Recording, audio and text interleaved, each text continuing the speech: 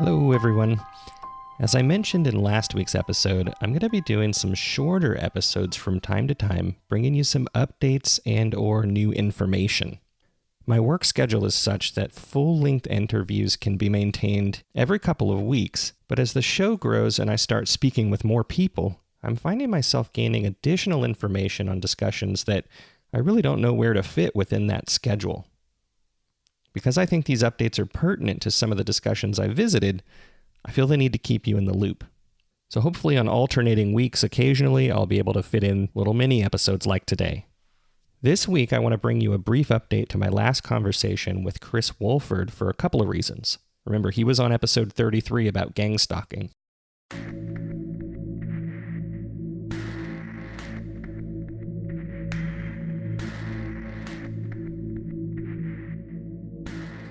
First, he shared with me an excerpt out of a book he's reading that relates to the high strangeness in San Diego we discussed, involving the company SAIC, and in regards to the level of technology being worked on there. Here's a quote from the book. One corporation took part in coordination with the CIA, Scientific Applications International Corporation, SAIC, with corporate headquarters in San Diego. SAIC is directed by some of the highest-ranking oligarchs in the DoD and intelligence groups. Former NSA Director Bobby Ray Inman, former CIA Director John Deutsch, William Perry, Clinton Secretary of Defense from ESL Inc., who is the corporate co-owner of Area 51, Melvin Laird, Defense Secretary under Nixon, and Donald Kerr, former Director of the Los Alamos National Laboratory. These men have in common a maudlin interest in advanced technology with military applications, not ESP. The CIA covets remote viewing as a source of intelligence, Dames boasts. In real life, the agency covets his metaphysical cover stories, schizoid tall tales that direct attention from blatant human rights violations.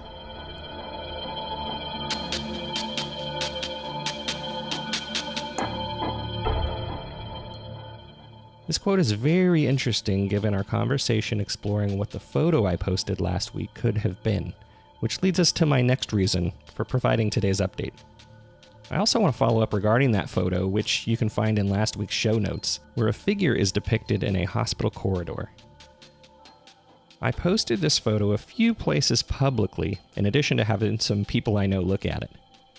There's definitely mixed feedback concerning its authenticity, and a wide array of opinions about how to debunk a photo, though few actually posted responses citing data. While the feedback continues to roll in, I'm still going to play the good podcast host and provide you with the information, and then allow you to draw your own conclusions. Reddit user Point and Click states, error analysis doesn't show tampering of the picture, and he provides a photo that I'll upload to this week's show notes. Color analysis places the shape firmly inside the picture as it's seemingly reflecting off the wall, and he puts another photo there. What this means is that the picture is most likely not tampered with after the fact and came out of the camera this way, and what we're looking at is actually there. So this could be a double exposure or long exposure, which is unlikely or impossible due to it coming out of a flip phone. Actual smoke can also not be ruled out. Superficially, it very clearly looks like what people describe as a ghost. Depending on the backstory, people involved, etc., I have little trouble rating this high on the authenticity scale. Of course, 100% is impossible, and everything is fakeable, but as the original post described, coming straight out of an old flip phone with these pictures before and after coming out clean, authentic, yes. And that was one review. Terry Rowe on Facebook uploaded this photo to a digital forensics website and says, I'd say it was altered by yellow and chrome in the center. The metadata reads like this. Why CBCR positioning is centered. I'm not sure what the CB stands for, but it may be a filter or app. I'd say it needs more info to be real for me.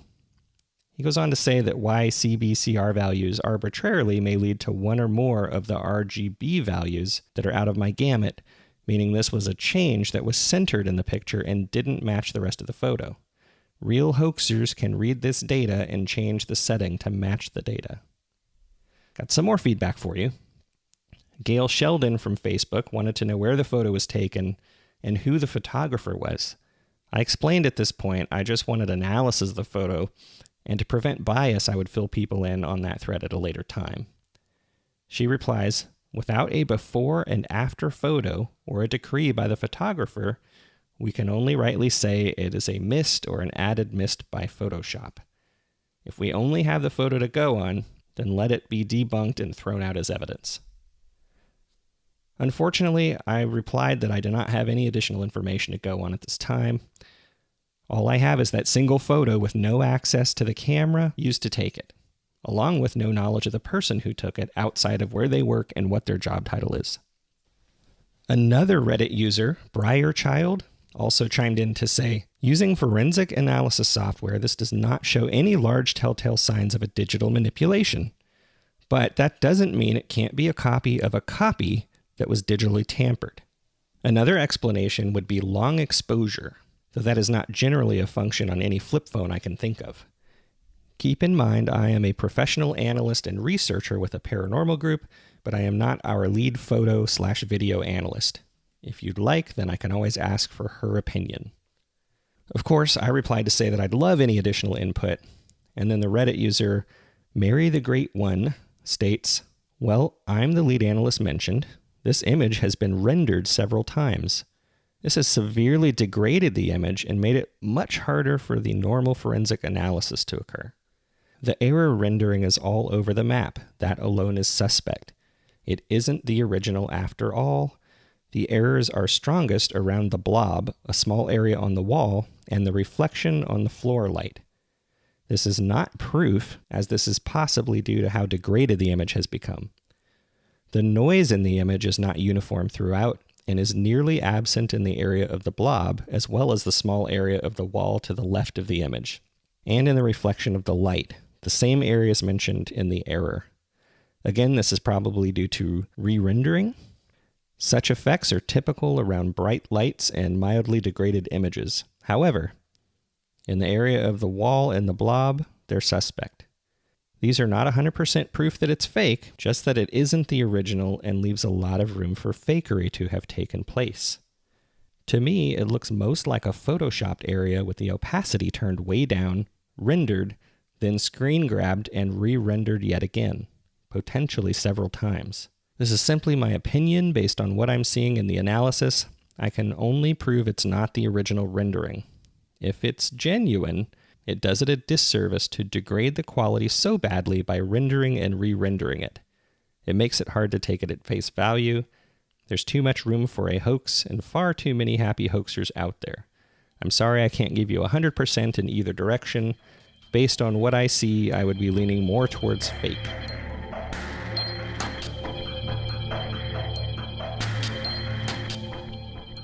So the one step that I took, not being an expert in any of this, was to do a reverse image search. If you've ever seen the show Catfish on MTV, that's when they try to find photos that have been posted elsewhere on the internet. And that search came up inconclusive, meaning it hadn't been posted on the internet prior to me putting it on my website and a few of these forums.